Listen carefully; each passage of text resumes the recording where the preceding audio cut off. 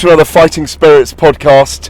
I'm with the fighting spirit himself. It's where it all began for me in MMA with you, and now I've got to read your story. I knew a lot about it in there, but I'm so glad you decided to kind of tell it warts and all as well. Yeah, no, absolutely. I had to, a lot of books, if you read them, fighter books, you would think they never had a tough fight in their life or a tough day. It's all, they glamorise themselves. Unfortunately for myself, a lot of highs, a lot of lows, and I had to be honest about it. There were certain things that I haven't spoke about until now, but if you're going to do a book, you've got to be honest, you've got to tell the truth. One of the big things, and you made it in your Hall of Fame ceremony speech. In fact, I don't think you were meant to break it at that moment. I wasn't. But you were. It's always. Look, you and I, we haven't had rows down the years. We've had disagreements every now and again because you're an emotional character.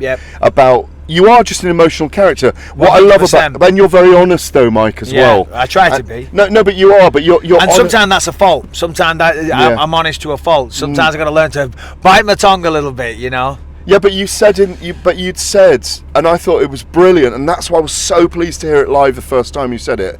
I did the wrong thing in my life. Mm-hmm. I mean, it wasn't even that serious. We didn't know how serious it was. You got involved in something, in altercations, and you went to prison. When you were in there, you thought, what the hell am I doing here? Yep. And it taught you never to be captured again, if you know what I mean. Yeah, well, never to get yourself in the position to be captured again. Yeah, well, no, 100%. Unfortunately, when I was younger, I got in a few scraps here and there, and you think it's no big deal, but you can't behave like that. And so, I was on the wrong side of the law a few times, and I thought it was just, I was just got a slap on the wrist. I'm like, so what, So, but then on this occasion, the judge sent me to prison. And it taught me a very valuable lesson, and I thank that judge because I probably wouldn't have learned that lesson had I not done that. So because everything's taken away, isn't it? Everything's taken away. Well, literally, I was in a maximum security prison, locked up 24 hours a day. Do you have any fights when you were in there? No, I didn't. No, I was locked in my cell the whole time. You really? Went downstairs in the morning, got your breakfast, took it back to your cell and ate it there. Slid the plate through a little hole in the door. Lunch, go down, get your food, eat it in your cell. Dinner, go down, get your food, eat it in your cell. Some people were more worried about you than you were about them, and they thought, "Who's that lunatic? Yeah, it's never allowed out." I was only in for public order. It was a bit of an overreaction. So I got. But I've been out with you late at night, and 10 men can't hold you down, and you've had a few as well. Do you remember our night in Bar Italia? I do. You don't remember it? I do remember. Shut up! Get it. Edit this bit out. No, there was something dripping on the back of your neck, and you thought it was someone throwing ice cubes at you. Do you remember? I do. All those years ago when we used to do Ultimate Talk. Yeah. We'd go out every night. What was that sports? For BT Sport as well. Was it Setanta? It was on Setanta. That's right. Yeah. It was. But the great thing is, that's what's so lovely sitting with you. You're telling that story, but you've grown up so much. You've become so accomplished as a broadcaster, as a raconteur.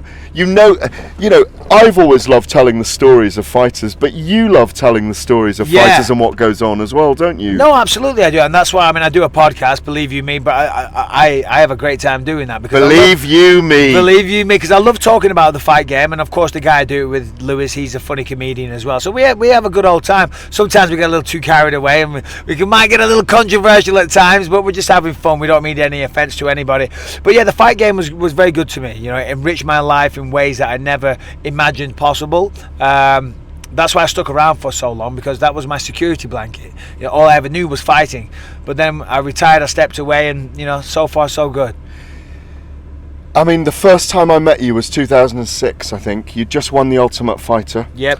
I came to see you fight Rashad, who I've just been speaking to recently in New Jersey. In New Jersey. We all had our tin helmets on. I even shouted you'd come over to whip some American butt at the press conference. Do you remember? I do. At the weigh-in. I do. Not realising that I'd instilled the wrath of about 5,000 Americans.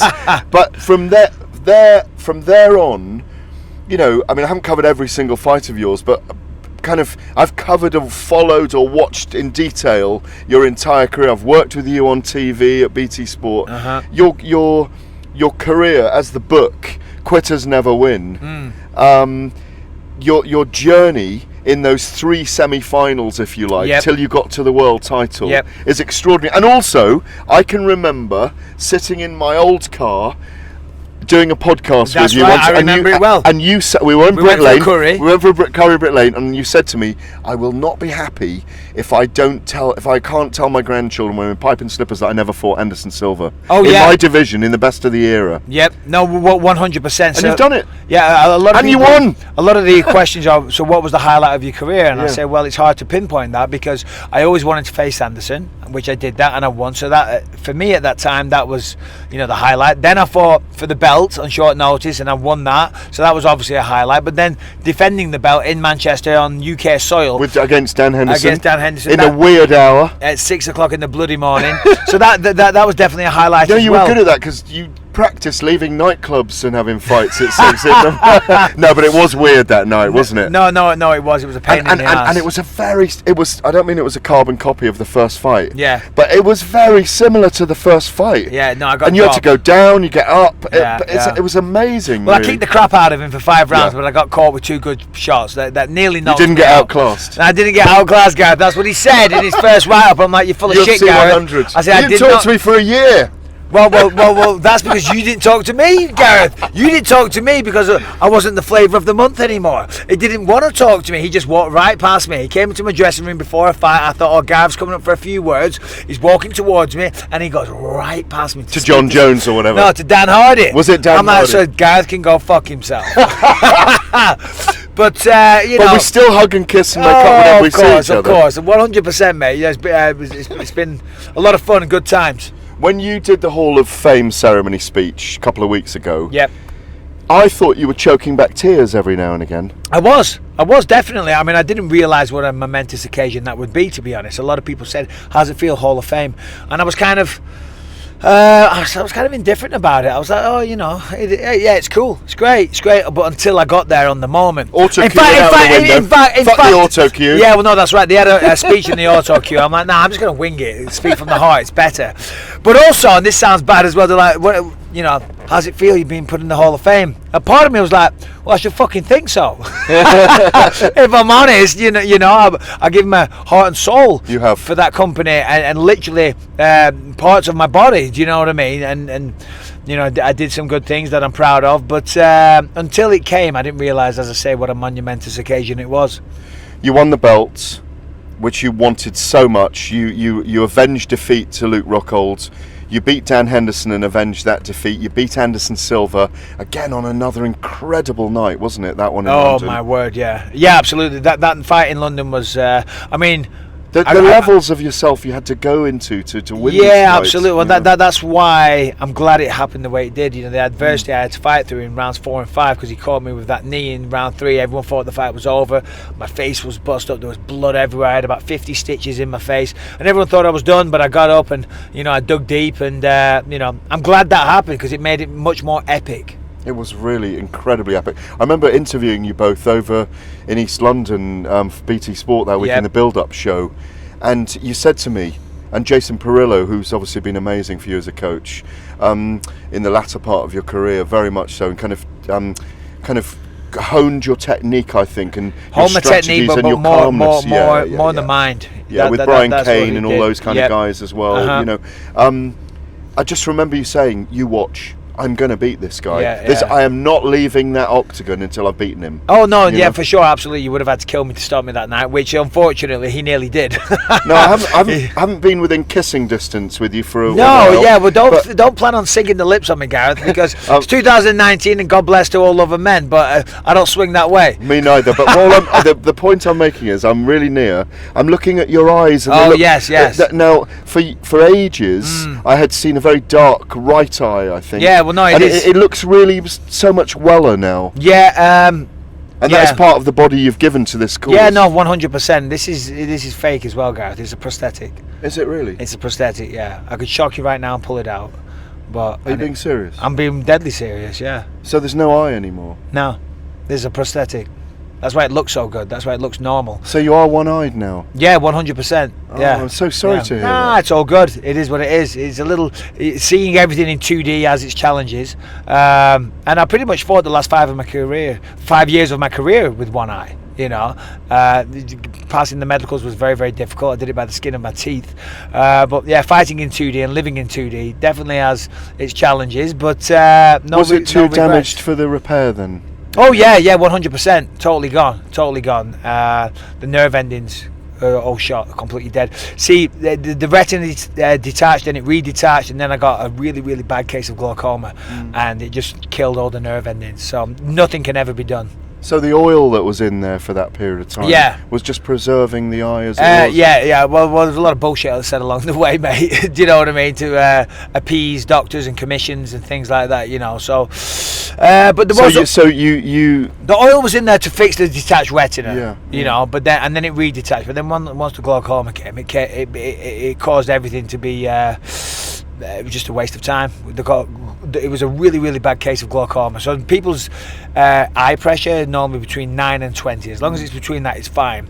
And this doctor said the highest he'd ever seen was 75. I was in extreme agony one day, the worst pain ever. I was howling at the top of my voice for hours until 3 o'clock in the morning. When I saw a doctor, the pressure was 97. He said he'd never even heard of it being that high. My head felt like it was going to explode. It was so bad. And then, so there you go. So the George St. Pierre fight, the Kelvin Gastelum fight, the Dan Henderson fight, the Anderson Silva and fight, the Rockhold fight, you had to like the CB Dalloway fight, the Kung Lee fight. 20% vision. I'd say more like 5%. Wow, that makes it even more extraordinary now. I guess. Or more stupid, whichever way you want to look at it. Yeah, but you've always, I mean, you... When I look back now, like just recently something came on TV. I don't sit around watching my old fights, you know, I'm not that guy. But something came on TV recently, and afterwards I was like, yeah, I'm going to be the champion, blah, blah, blah, blah, blah. I sit back and I watch that now and I think, Jesus Christ, what was this guy on? What was he thinking? Where did that confidence and that blind faith come from, you know? Because now it's so stupid and foolish to be in there risking my vision on my good eye, which I have done after the Gastelum fight. I now have a vitreous detachment in my good eye, so I get a lot of flashes and issues with my good eye, so that's why I stepped away.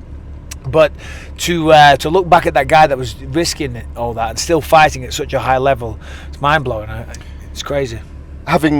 Now I'm a granddad myself, by the way. Well, congratulations. It's amazing. And I saw Callum there, and obviously he's a very good wrestler now. Yes. Saw all your children growing up at the Hall of Fame ceremony. Your wife's still very beautiful. Thank and you. She spoke, of course, introduced you. Yeah, she's amazing. Yeah, one of the things I've noticed, I mentioned being a granddad, you know, me in my 50s now, is that we all grow up together and we see the cycle of life. Yes. And that desire to fight, that desire... that feeling of invincibility leaves all of us in whatever sphere or neuro tribe we belong to. Do you know what I mean? No, absolutely. And so you're enjoying a maturity now where you can probably say to someone, stop being a dick, turn around and walk the other way now. 100%. Whereas you couldn't do that before. I don't know about that. Yeah, well, I mean, I was never one to shy away from a confrontation, but I mean, listen, I've grown up massively, you know, and now, I mean, when I was younger, I was totally fearless. I literally thought I could beat any man on the planet, and I was totally fearless. But and you did. You get older, you grow up, and then you know, it's like Jesus Christ, you know. Yeah, so I'm not the same man I used to be. I've mellowed. But you are now a brilliant broadcaster, if I can say that. You've worked so hard at it, you know, as well. Yep. I still critique you when you don't do it right. When you have a go at someone in another studio and you swear. And I go, Bisping's swearing, no! I haven't swore on TV. I haven't done that once. No. We won't go into it now because come on, real quick. Cody Garbrandt. No, not Cody Garbrandt. Colby Covington. I never swore. But I was really... I know that he came out the gate attacking me. You were to call him a dick or something. No, I didn't. No, not on air? No, I didn't. No, I didn't swear on air. I'm professional. I'm on Fox Sports. I'm not going to swear on TV.